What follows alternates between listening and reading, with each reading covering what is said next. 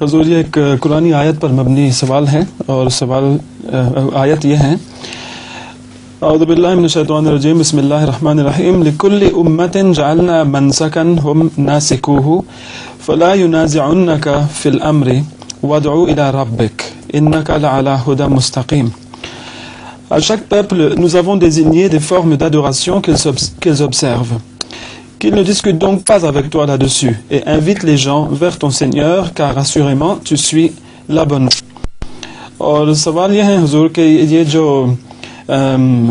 جو عبادت کے طریقے ہیں جو اللہ تعالیٰ نے مختلف پرانی قوموں کو سکھائے تھے، کیا یہاں پر اس آیت میں جو مراد ہیں وہ پرانے طریقے ہیں یا جو طریقے آج کل رائج ہیں؟ پڑھیں دوبارہ. جی،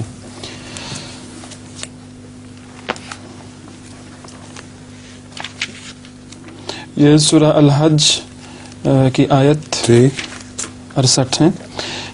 لِكُلِّ أُمَّةٍ جَعَلْنَا مَنْسَكًا هُمْ نَاسِكُوهُ فَلَا يُنَازِعُنَّكَ فِي الْأَمْرِ وَادْعُ إِلَى رَبِّكَ. تو ٹھیک ہے، اب کیا کہتے ہیں؟ جی، وہ سوال یہ پوچھ رہے ہیں کہ یہ جو منسک ہیں، ناسکو سے مراد ہے کہ وہ ابھی تک اس پر چل رہے ہیں یا اس کو آبزرو کر رہے ہیں، تو کیا وہ پرانے طریقے ہیں جو اللہ تعالیٰ نے سکھائے ہیں؟ کیونکہ آج کل معلوم ہوتا ہے کہ انہوں نے ان طریقوں میں بہت اس آیت کے عامل خصوصیت سے وہ طریقے ہیں جو حضرت ابراہیم کو سکھائے گئے تھے. انہوں نے اللہ تعالیٰ سے دعا کی تھی، ربنا ارنا مناسکنا، کہ اللہ ہمیں ہمارے منسک سکھایا. تو اللہ تعالیٰ نے اس کے جواب میں یہ فرمایا ہے.